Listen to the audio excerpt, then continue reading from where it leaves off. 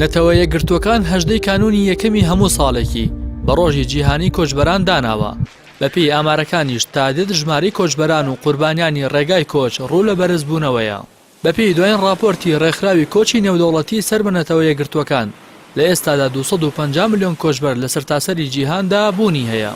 لە راپۆرتێکدا کە ڕێکخراوی کۆچی نێودەوڵەتی بڵاوی کردوتەوە لە ساڵی 2000ەوە تا 2016 ژمارەی کۆچبەران لە 173 ملیۆن بۆ 244 ملیۆن کۆچبەر زیادی کردووە و لە ئێستاشدا ژمارەی کۆچبەران 250 ملیۆن تێدەپەڕێنێت. هەر بەپێی راپۆرتەکەی ڕێکخراوی کۆچی نێودەوڵەتی لە هەر 30 کەسێک یەکێکیان کۆچبەرە و لە 152 کۆچبەران لە ڕەگەزی نێرن و لە 148 لە ڕەگەزی مێن. لە عێراق و هەرێمی کوردستانیش بەهۆی بێکاری و ناجێگیری بەردۆخی سیاسی و ئەمنی ڕێژەی کۆچبەران لە بەرزبوونەوەدایە و تا دێت ژمارەی قوربانیان بەرز دەبێتەوە. لەو بارەوە سەرپەرشتیاری گشتی فیدراسیۆنی پەنابەرانی عێراق بە پەیامی ڕاگەیاند لە ساڵی 2015ەوە تا مانگی ئازاری 2017 زیاتر لە 250,000 هاوڵاتی عێراقی وڵاتیان جێهێشت و لە وڵاتانی ئەوروپا داوانامەی مافی پەنابەریان پێشکەش کردووە. لەو ڕێژەیەش زیاتر لە 55 بۆ 60,000یان هاوڵاتی هەرێمی کوردستان بوون. ئاری جەلال سەرپەرشتیاری گشتی فیدراسیۆنی پەنابەرانی عێراق وتیشی لە ماوەی 4 ساڵدا زیاتر لە 555,000 کەس لە هەرێمی کوردستان و عێراقەوە بۆ وڵاتانی ئەوروپا کۆچیان کردووە و لەو ژمارەش 274 هاوڵاتی هەرێمی کوردستان لە دەریای ناوەڕاست و دەریای ڕەش و دەریای ئیجە و ڕێگای وشکانی گیانیان لەدەست داوە. ئاری جەلال لەسەر ئەو کەسانی کە کۆچ دەکەن وتی کۆچی ئێستا سەرجەم چین و توێژەکانی گرتووەتەوە. ڕێژەی گەنجان تا ساڵی 2015 لە 80 پێک دەهێنا، بەڵام لە ساڵانی 2016 بۆ 2017 ڕێژەی خێزاندار لە 150 زیاتر بوون. سەرپەرشتیاری گشتی فیدراسیۆنی پەنابەرانی عێراق لەسەر جیاوازی ڕێژەی کۆچکردنی ئێستا بەراورد بە ساڵانی 90ەکان ڕایگەیاند. ڕێژەی کۆچکردن ڕووی لە زیادبوون کردووە و ئێستا لە ساڵانی 90ەکان خەڵکی هەرێم زیاتر کۆچ دەکەن.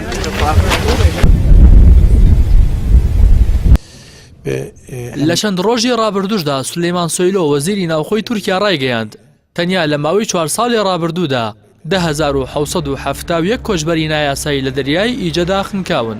وەزیری ناوخۆی تورکیا ئاماژەی بەوەش کرد تەمەنی ئەو کەسانەی لە ماوەی ئەو 4 ساڵەدا خنکاون لە نێوان 3 مانگی بۆ 7 ساڵیدا بووە. بەپێی ئامارەکانی ڕێکخراوی کۆچی نێودەوڵەتیش لە ماوەی 11 مانگی ڕابردوودا 2190 کۆچبەر لە دەریای ناوەڕاستدا خنکاون. ئەمە سەرەڕای ئەوەی تەنیا لە ئەم ساڵدا 107,269 کۆچبەریش لە ڕێی دەریای ناوەڕاستەوە خۆیان گەیاندووەتە وڵاتانی ئەوروپا.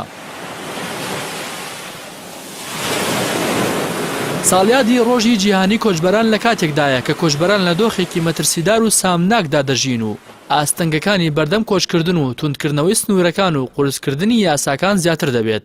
بە نمونەی ویلایەتە یەکگرتووەکانی ئەمریکا کە لەسەر فەرمانی دۆناڵد ترامپ سەرۆکی ئەو وڵاتە زیاتر لە 5,000 سەرباز بۆ ڕێگریکردن لە کۆچبەران ڕەوانەی سنوورەکانی ئەمریکا و مەکسیک کراون و لە ئێستادا ئەو کۆچبەرانە لە بەردۆخێکی سەختی مرۆییدا دەژین. نەتەوە یەکگرتووەکان لە 4 کانونی یەکەمی ساڵی 2000 هەژدەی کانونی یەکەمی هەموو ساڵێکی وەکو ڕۆژی جیهانی کۆچبەران دیاری کردو. لە هەمان ڕۆژدا بە بڕیاری ژمارە 158/45 یاسای پاراستنی مافی کۆچبەرانی پەسەند کرد، بەڵام بەشێکی زۆری وڵاتانی جیهان پابەندی ئەو یاسایانە نابن.